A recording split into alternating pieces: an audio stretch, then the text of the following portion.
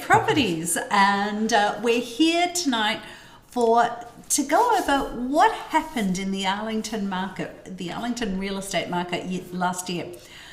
It was a wow. I mean, it really was a wow, one for the record books. So what's 2022 going to give us? So we'll give you a few of what our predictions are, and we'll go from there. But look, we're live streaming to Facebook, YouTube and Twitch. So if you have any questions, I will be watching down on my laptop for any questions that come in. So let us know and we'll see whether we can get to them during the session tonight. So why do we do this? Well, it's easy to get information and data today, but it's much harder to make sense of what's going on. Now, and this is why we take the time to explain, why we're serious about learning every data point in detail, and you know, why we study the markets day in and day out. And we can bore you for hours on this very topic. Yeah, we could. As you will find out in a minute. Hopefully not hours, but just about 3/4 of an hour. Probably, we'll see. We don't run through these beforehand, so we don't know how long it's actually going to take. We prepare, but we actually don't do a real life type of thing. So anyway, where can you find this information? On our website, we have probably, is it 12 or 16? No, 15. 12, yeah, more than that. Almost 20 different statistics. 20 different statistics, groupings of statistics. Yep. And for each one of those statistics, we do it for about 50 odd towns. So there's all sorts of information on our website. You can get to it just by going onto our homepage, scrolling down, statistics, bam, you're there. And you can choose what you want and how you want to do it. Now, the 2021 market review. If you live in Arlington, you'll be getting one of these in the mail shortly. 2.5 weeks. Yeah. In a couple First week of of February. First week of February is the date. I have a deadline to get it to the printers, the end of January, which means we'll get it in the mail. Yeah. So you will get First week one. of February. We will have it as soon as it's produced. We will have it on the website and all of that. Yep. You know, a digital copy of the booklet on the website. So you will be able to get it many ways. If you don't live in Arlington, if you do, easy. Or reach out to us so we can pop it in the mail to you. That's easy too. Easy enough. So what's our agenda for tonight? We are going to cover first single family homes. What's happening with them? And I'm going to be interrupting a lot. You know, it is what it is. I just have to deal with that. Yeah, because we're married. That's what happens. Then we're going to go into condominiums. Then we're going to do new construction in Arlington. We're going to go into rentals there, and that is there's something going on with the rentals. And then we'll get into 2022 predictions. So let's get going. Single families? Yep. All right, inventory. You see these graphs all the time. We show in all of the graphs that we show the last decade. Now we're just coming into 2022. We've kind of lost in the middle of the crash data, which is why this graph looks like there's relatively high inventory levels. Reality is there isn't. Historically, if I showed you the data for the last 20 years, you would see that even in the peak of the market, there were only 50 homes to buy. This is a relatively low number in comparison to what we've seen previously. So this one's a little bit confusing a little bit, but I think what's important, and we'll talk more and more about this in a minute, is that you can see these were already relatively low inventory levels, slightly higher because of COVID and so on. But here we get to 2021, and as you can see, it's a dramatic reduction. And what we should point out with inventory levels is we take a snapshot of how many homes are on the market at the beginning of the month. And that's the inventory levels. Now, we might be selling a whole lot more homes, but if there's a certain amount at the beginning of the month, well, how do I explain this? No, you're right. This is at the beginning of the month, but that doesn't count a home that comes on the market on Thursday, goes under agreement on Tuesday. A home that comes on the market Thursday, goes under agreement Tuesday. A home that comes on the market Thursday, goes under agreement Tuesday. And we're at the beginning of the next month again, and there's no homes. Or a similar amount. But we've sold a lot during that month. So that inventory levels. No, I'm just going. So those inventory levels, when you look at where we are in the end of December, there looks to be about 11, 12 homes on the market. I had a look today. Today, there are 5 single-family homes on the market in Arlington. 5. And 2 of those, I'm cheating because I'm looking at my notes, 2 of them came on the market today. 1 was reviewing offers today. So there's 2 that didn't get offers last week that have carried over from last weekend. So 5 homes on the market, and 3 of those are basically new. 2 didn't get offers yesterday or the day before, but the days on market for them, 7 days, 8 days. They'll get offers pretty soon. So that is a huge, no, it's not a huge, it's a really low inventory levels. That's really low numbers of homes on the market. And there are buyers out there right now watching on a daily basis to see what's coming on the market. Okay, I'm good. Oh, but what I want to show too. I've got going. my clicker. I'm ready to go. Keep going, but I have a lot more to show. I was going to sort of talk about a little bit about the peak in fall of 2020. Okay. We did that last year. I know we did that last year, but some of the folks may not have listened to last year. So the peak that you're seeing in the fall months of 2020 was, we all remember COVID. Yeah, we're still living COVID.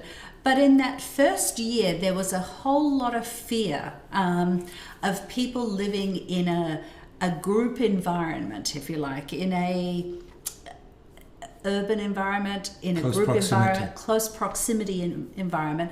And so we saw a huge number of condos coming on the market. And that's reflected in those fall numbers there. Mm-hmm. It settled down after about 6 weeks or so. Numbers started settling back down, but that's what you're seeing there. And we didn't see that this last year. Correct. Okay. So, next graph I want to show you is the home sales. And Arlington home sales have been relatively static for a long time, at least the last decade or so. As you saw, they dropped slightly in 2020, but jumped right back up in 2021 to almost 300 existing homes, if you will, and a relatively small number, 14 new construction. So we saw quite a jump in the number of home sales in the Arlington market in 2021. Higher than we anticipated. We kind of expected it to be roughly where we were in 2020, but those numbers jumped up quite dramatically into this year.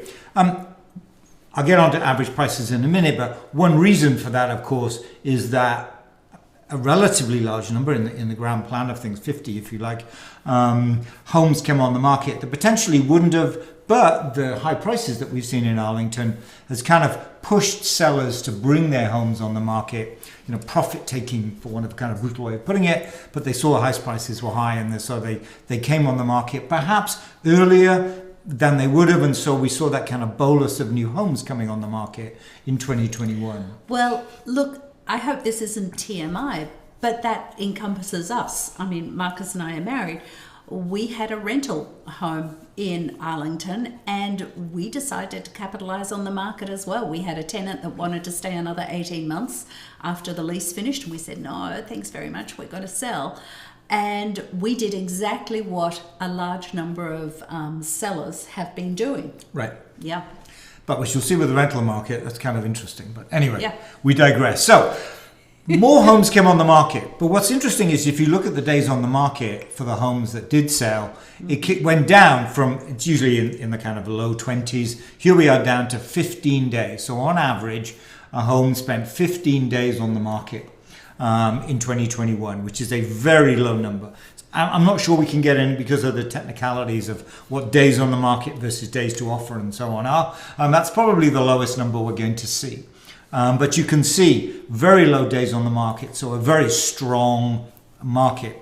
You can see that even more when you look at the ratio of the sale price to the list price. Yeah. So imagine a home comes on the market for 700,000, sells for 700,000. That's a 100% sale price to list price. 109 is just right. Arlington is usually running in the just over 100, 102, 103. A good year 104. But as you can see here in 2021, that went all the way up to 109%. And what we track this metric because it's a great indicator of buyer demand or buyer confidence in the market.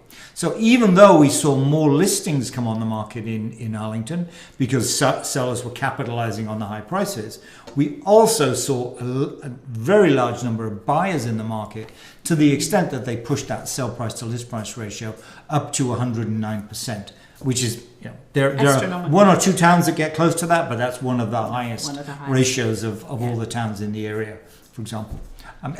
Most towns saw an increase, but not quite on that sort of scale. But it's showing that, very, very strong buyer confidence and buyer demand, even though more homes came on the market and more homes sold in 2021 than in prior years. So. Well, I think what's surprising about it is how different it is or was to say what was happening in 2020. Mm-hmm. Because 2020 was still a strong market. That was a strong market, although, and just that difference, that extra 7%.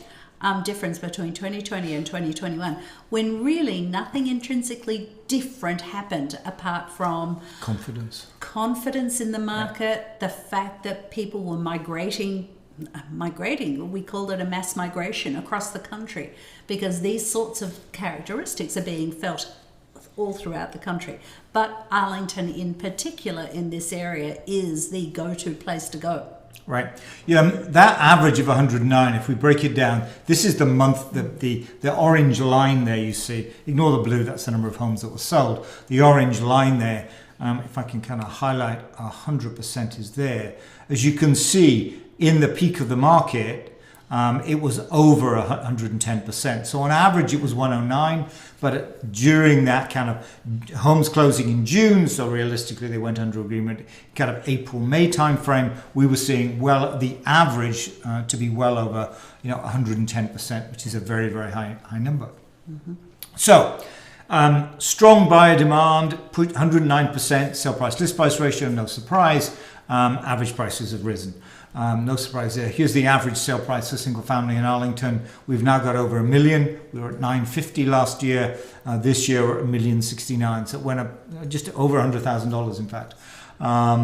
So that's a very strong number. Same is true of the median. They both came up. Median now running at about $950. So as you can see, it's a very high number. And that's what's driving seller confidence, if you will, coming into the market, knowing that, maybe I'm going to put it on the market a year or two before I initially anticipated doing it because I could see that there's those high prices and sellers thinking that perhaps that won't continue. We'll talk more about that, but there is that kind of, it's a really strong market this year. Perhaps 22 won't be quite as strong, so now's a good year to put my home on the market. In terms of cumulative sales, what we do here is we track when homes actually go under agreement. So the number you see for the sales doesn't quite match the number that are sold because this is talking about under agreement, when they go under agreement. We initially started plotting this to get a sense of what COVID was doing, and you can actually see it here. You can see this kind of orange bar here. Pink. This is COVID, pink bar. It's COVID, it's flattened, and this is when COVID kind of happened in 20, but we've seen a very, very strong market. Even after COVID kind of the market normalized, it was a strong market in 2020. But as you can see, 2021 kind of took off and 2020 never actually caught up. So it was a very strong market in terms of the number of sales, and when they came on the market, once it kind of hit March, it exceeded what we did in 2020, and 2020 just never really caught up. So very, very strong market, high price increases because of lots of buyers in the market, even though we saw lots of sellers in the market. So single family, strong picture, clearly. Yep. Let's take a little look at condominiums. similar graphs I'm going to show you. Here's the sales graph. There's always some variability in the condominium market.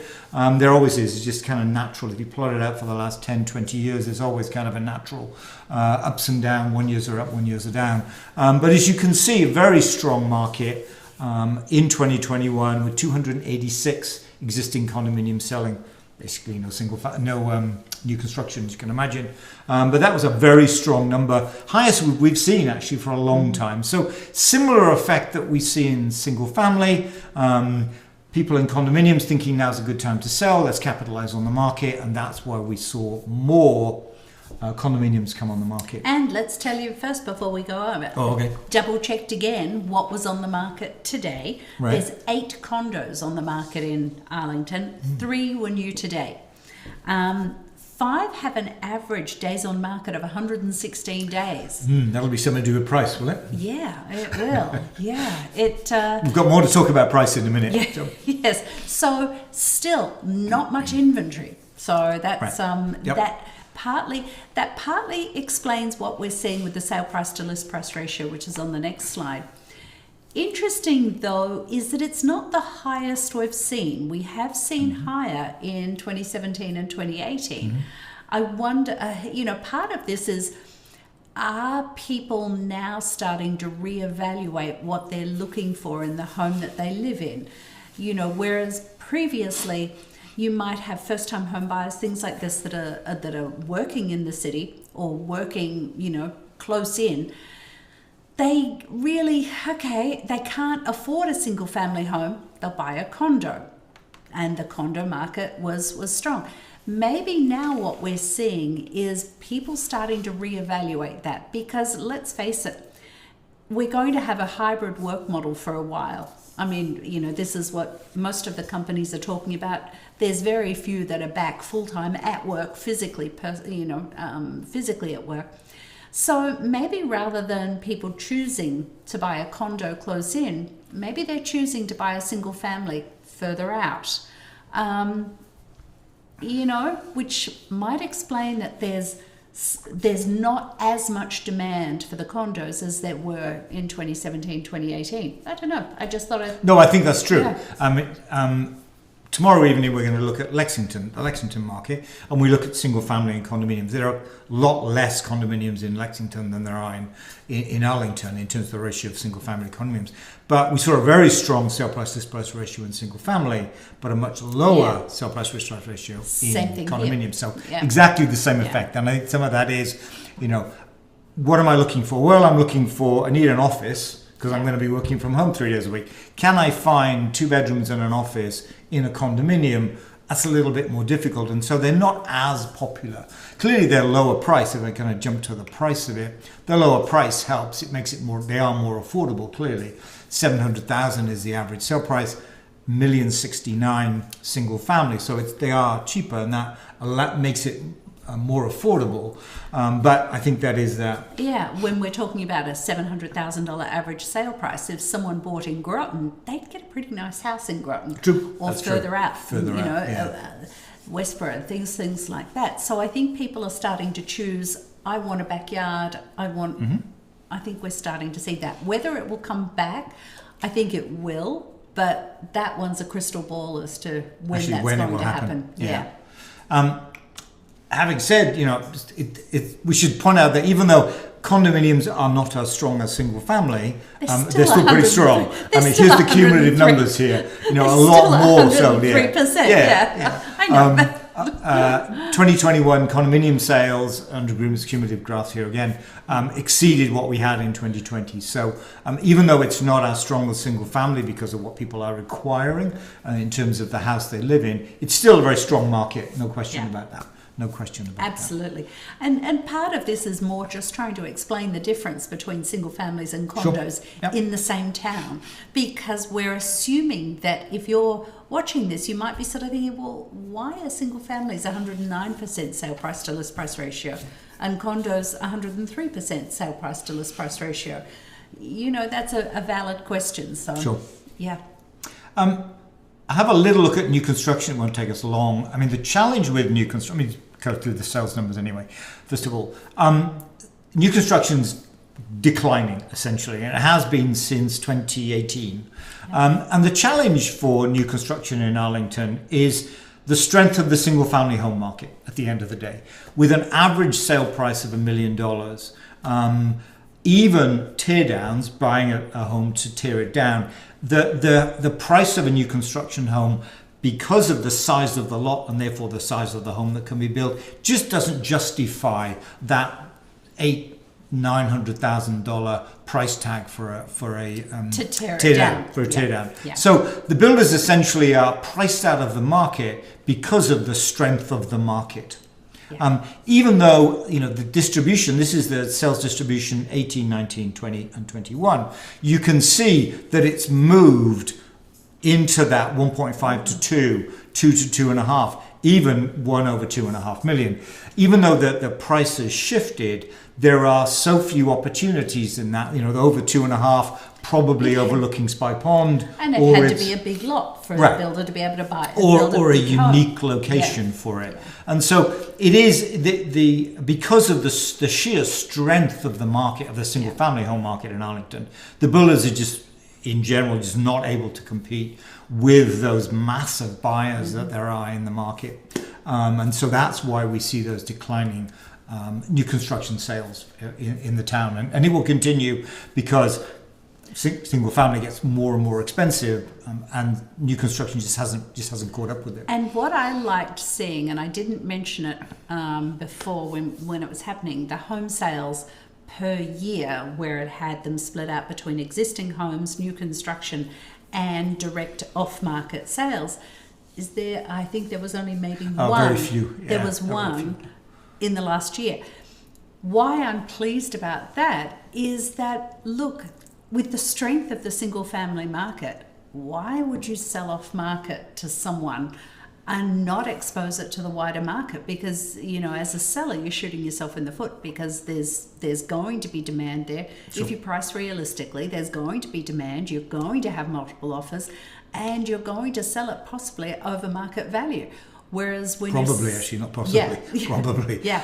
When you're selling direct to someone off market, there's just one buyer that you're negotiating with, and you're not letting that normal market forces of supply and demand kick in. Right. And which inevitably pushes the price up.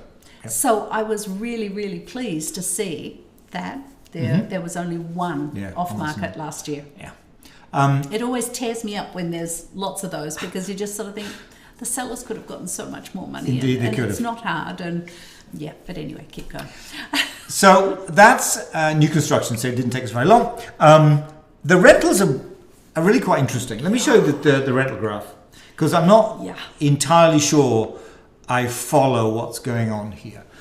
So this is 10 years worth of rentals, and you can see it's been rising quite steadily at a regular clip, if you like, in terms of the number of homes that are rented. But bang, along comes 2021, and we've got the best part of 125, is that right? 125 new rentals come on the market, be rented, excuse me. I bet that's people who have been in their home for a long time and choosing what's important in their life, in their housing, choosing to buy further out where it's not going to cost them as much money, and hey, keep my house and rent it out. I think that's true. I think that's definitely migration, the case. Migration of people we've been talking about. That would explain. So that additional 50 homes sold, give or take. Here we have an additional 100 homes rented. So there was best part of 150 people who decided to move out of their existing home. Because one, capitalize on price appreciation in terms of selling, or I'll capitalize on future price appreciation by renting it out and moving to a home which better fits my needs. What's I think interesting about this one, and we think about, okay, so what about 2022? That means there's 125 people who moved into a rental in 2021. What are they going to do in 2022? Did they move into a rental because they just couldn't buy a home? And so here they are, they couldn't buy a home, so I'm going to rent in the town I'm going to live in. And I think there's definitely some of that. Now, whether it's all 125, well, time will tell. But I think what that says is that there is, thinking about 2022, there's potentially an awful lot of buyers already in the town in a rental looking to buy in 2022. Waiting for a home to come on the market, because there's only 5 at the moment, or 8 condos. Exactly. Yeah, I mean they're and that's why these homes are getting snapped up so quickly, and for such a high sale price to list price ratio. That's true. There's a lot of demand. Right, and so that there's some of that going on. Say perhaps not all of it, maybe 50, maybe 75 of those, but certainly that's a bolus of buyers living in the town. And if they rented in Arlington, they probably want to live in Arlington. They didn't rent in Arlington to go and live in Acton, this year. Yeah. They rented in Arlington because they want to be in the town to buy. So there's a ready-made in the town set of buyers in 2022. But more on that in a minute. I think where we're going with that, with that, leave our predictions is away if you're now. thinking about selling. I think that's true. This is the market to be selling in. As I say, capitalize. This is what we did.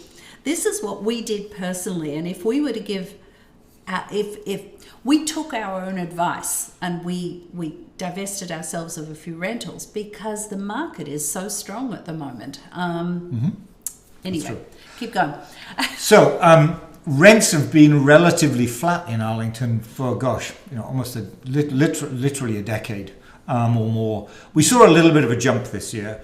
So even though there were an awful lot of rentals that came on the market, we still saw an increase in the rental return. So that's good. I mean, both positive. Normally when you see a huge increase in the number of rentals coming on the market, prices will be depressed. But that's not true. So there's still demand in the rental market there. But the question will be, I think, it'll be interesting if I kind of fast forward 12 months. If we look in 12 months' time, whether we've seen those renters have now turned into buyers, as well, they've got a little bit more capital perhaps in the market and be able to buy, and whether that number will be kind of decline or at least flatten anyway in 2022. Time will tell. Interesting.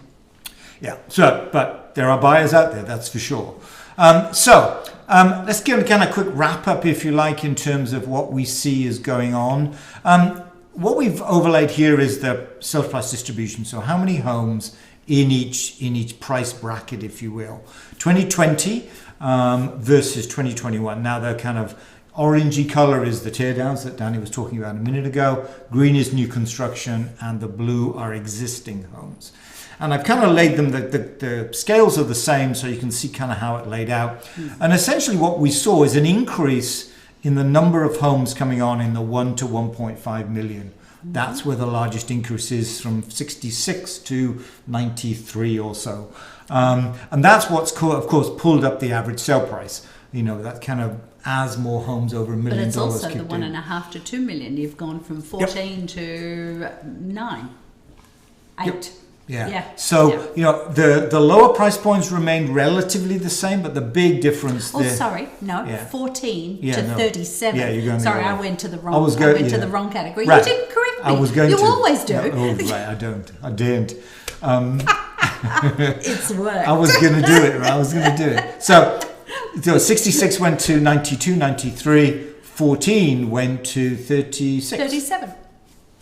36, all right. Okay. I thought it was a 9. That's okay. Good. So that, we've seen that kind of shift to a higher price point, which is interesting. So the next graph is even more interesting because it really does begin to explain or show clearly the strength of the market. Now, here in the next graph, what I've done is I have plotted the sale price to list price distribution. So how many homes sold at what sale price to list price?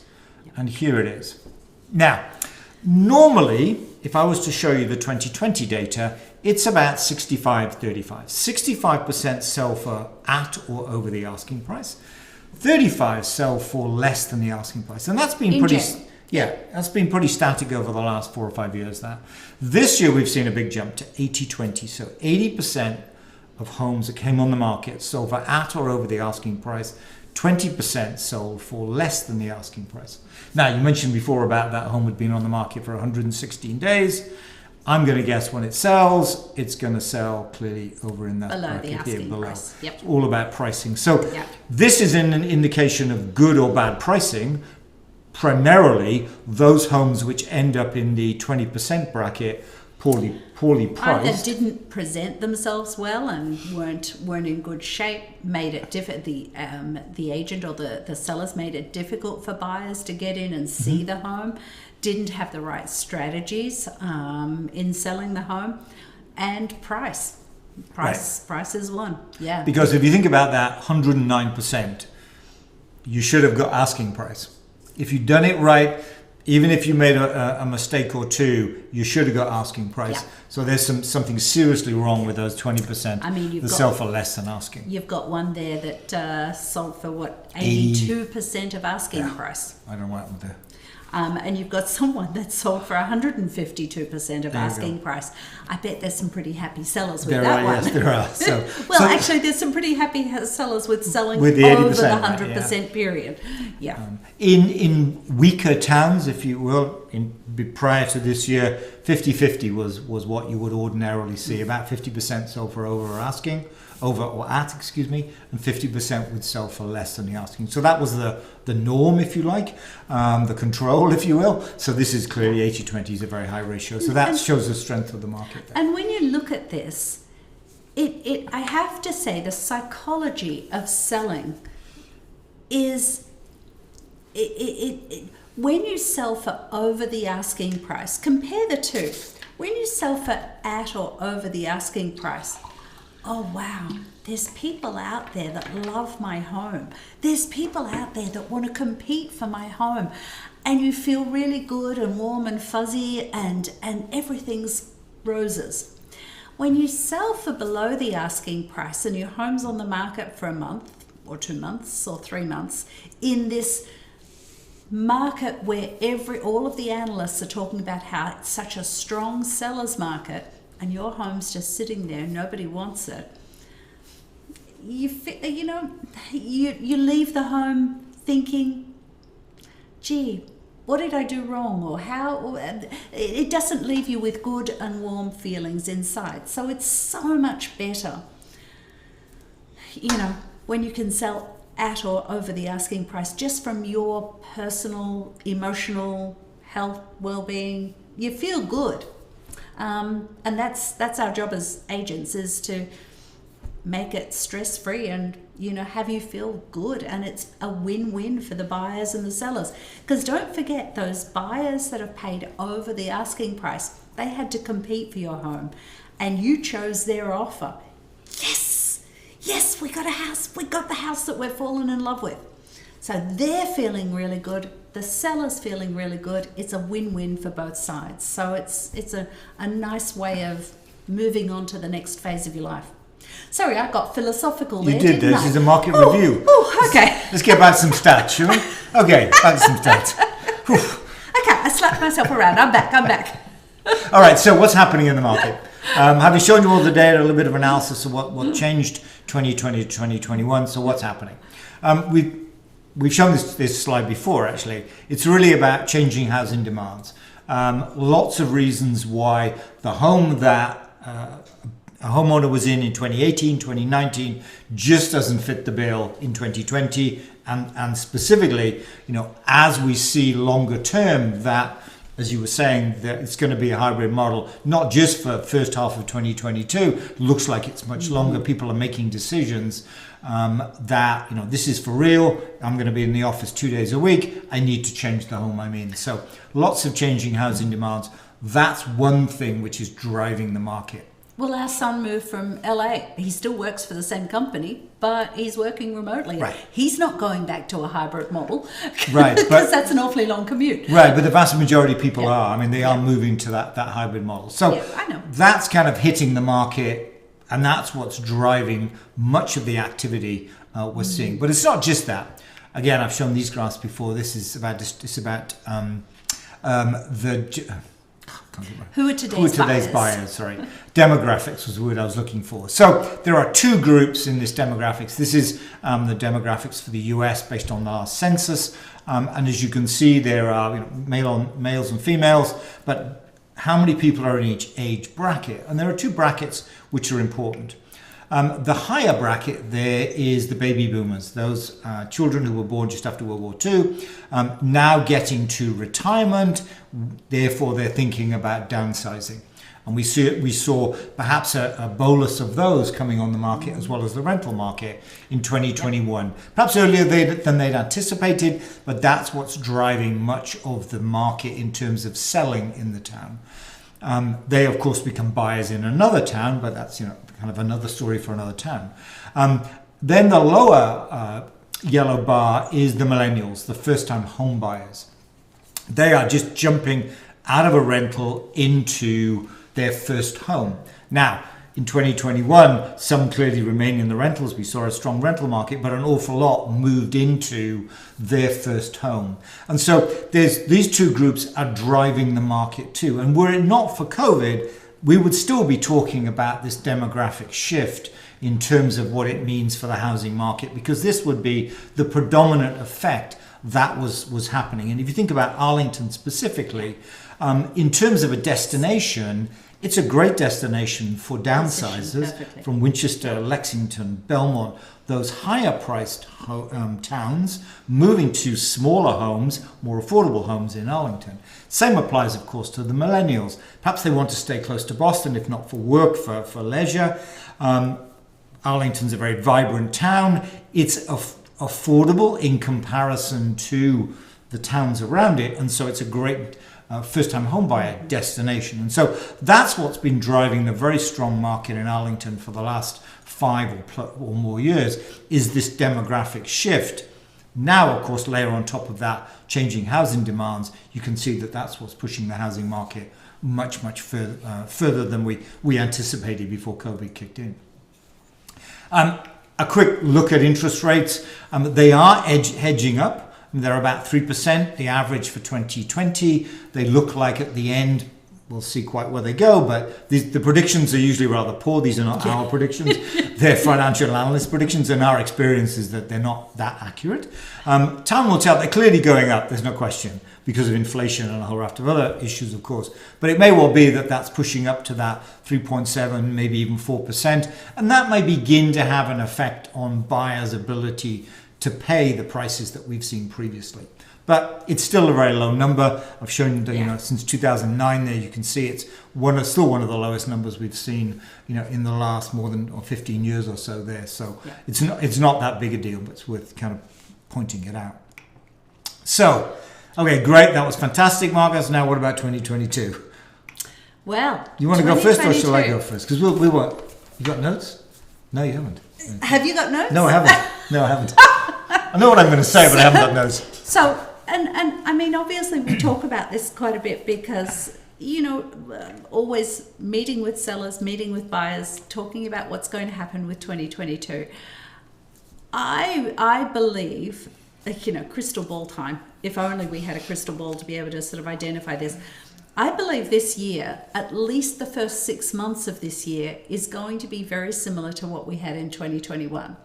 I don't see any change in that at all, because we've still got low inventory, we've still got lots and lots of buyers out looking, and it really didn't slow down over winter. And I know we're still in winter, but typically by about mid-November, even early November, in a normal year, a normal seasonality year, by about early November, the buyers are starting to ease off because there's not many homes coming on the market. The buyers are not looking anymore. They go into hibernation mode, and then they start picking up again, sometimes sort of late January, early February, depending on the winter. We haven't seen it stop at all. The buyers are still out there buying. We had a couple of the agents in our team writing successful offers on homes in the couple of days in the days between Christmas and New Year. I mean, that's really uncommon. That's not normal.